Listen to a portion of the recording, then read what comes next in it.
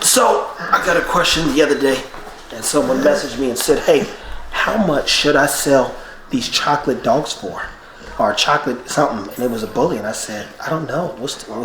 I have no clue." So the question is how much does color actually matter? What does a chocolate American bully run for, go for? Does price justify the value based on the color alone? Now in the Frenchie space, you got an Isabella pink, 3-foot Frenchie. That joker selling for $200,000. You got an Isabella fluffy and some other weirdo stuff that's in there with some polka dots on it. Merle diluted something. That joker selling for $300,000.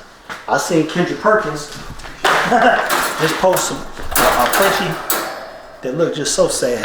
He looked so sad. He said, "We got them fluffies and something else." I said, "Just stop it." So let me try to help you understand that color means nothing if quality isn't there. So let's look at the dogs. Oh man, let me see. I gotta plug this in over here, people. We've got Gia, who's a pie, who would be considered a pied. Let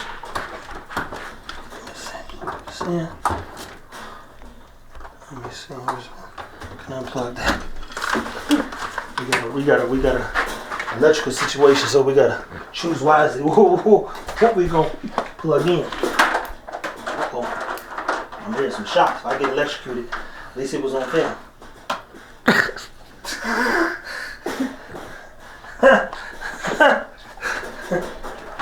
So let's look at Bam Bam. What color is he? Somebody said that boy got that. I mean, I wouldn't even know, to be honest. He's some type of blue, I believe. And you look at Cha Cha. Come on. She's lilac and tan. She's got the tan points, tan, some light brown, pretty colors. Then you got Janiqua, who's got pied, white, she's tri. Let me see. Yeah. Boom. She's white pie, go. And then we got Tut, who's a solid blue. I remember when blues used to sell for I want a blue pit bull. And these are bullies. Even though he don't look well. Then we got the Merle. That's the one that's the bag. Woo. Goodness, we got all the colors. So when you say, "Hey, what should be the price of my dogs?" Let me sit down here for a second and paint a picture. Price should not justify the quality, integrity of the dog. In this book, which is the Dog Encyclopedia book, and the complete book of dogs, most of the dogs, Irish, English, that come within 3 to 5 colors. For those that do Frenchies and know about the standard Frenchies, guess what? We know that the standard Frenchies are only about 6 or 7 colors total. And they don't sell them based on price. They sell them based on quality of life, structure, temperament, definitely how close they are to the standard, what the dog has done in the show ring, and so many other things. Now, the Frenchies turn into a designer breed. And by design, what's end up happening is the more colors they create, because that's the one thing that they found to be unique, the more interesting the dog looks, which means the value goes up. Now, I will never and have never justified value based on a color. I base it on service, performance, capabilities, intelligence, all that stuff. Now, to be clear, the Merle, if I was to feed into the color thing, and even our Merles, they're just $1,000 more than our regular price. And our pups run between $3,000 and $5,000.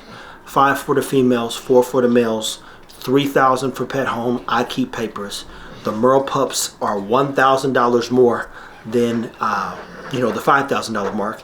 And I know people are probably going to go and run the checkup and do whatever else with our pups if they get a Merle from us. But objectively, do I do it based on color? No, I'm doing it because you've watched Ego grow. You've watched Ego become the dog I wanted to be. You watched him do the work. His color would mean nothing to me if he couldn't do half the things that he's doing. So, how important is color? If I'm being honest, it's important. And the reason why it's important, because if you're building a business around this, you've got to give your customers what they want. And people, if they cannot get what they want, you got to be so clear about the brand and its value that they don't care what color it is as long as it comes from you. So we do, for me, I love browns. I love browns. God, I love a chocolate. And that's the truth. Do I like blues? Absolutely. Do I like reds? Absolutely. Do I like blacks? If it's the right black, oh yes.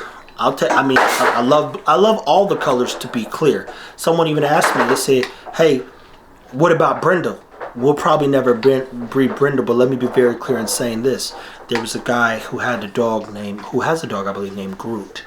And Groot is a Brindle dog. I love his structure. I love the way he looked back in the day. And I think he's still around and well. But point is, would I use Groot based on how he moves and all this stuff? Yeah, but he's a little slight. Dude was honest. He's a little slight ECUSC. So we don't want to double up on that trade. But point is was it the color that I was looking for? No. Because you can look past it. You can always add color. What's hard to fix, not hard to fix, but takes time to fix, bad feet, better breathing, soft palates, long palates, and a bunch of other things. Brachycephalus, if you basically shorten it up, that snoo too much. Stenosis, aka heart conditions. Those are the things that matter. So our job is to breed according to a standard that I've written, to be clear, while also making sure, to say the least, that we also breed based on our values, and our value is performance. It's got to be a performance-based dog. But I would be remiss, as T.I. would say, or lying if I was saying colors don't matter.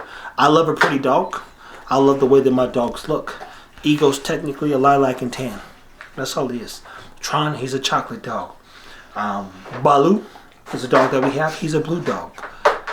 Jamarcus has a dog named Nala. She's a lilac and tan. We've doubled up on lilac and tans in a sense. So am I focused on the color or the structure? I like her structure. Her and Cha-Cha, two different structured dogs, period. And they're going to bring two different things phenotypically to the program that we're going to be able to capitalize on long term. You know what I'm saying? So, stay tuned. Take care of your dogs. Does color matter? Yes and no. No, in my opinion, when it's all based on how, hey, I got this such and such, man, you got to pay me this. No, how long is the dog going to live? Am I going to get 9 to 10, 10 to 15 years out of the dog? Can I tell my customer or my consumer, if you would, that they're not going to have a lot of vet expenses if they do these things from a health standpoint? That's, for me, what justifies price, because I know people who've paid $6,000 for a Frenchie, and then $10,000 dealing with a problem. If your Frenchie develops juvenile cataracts early, guess what ends up happening?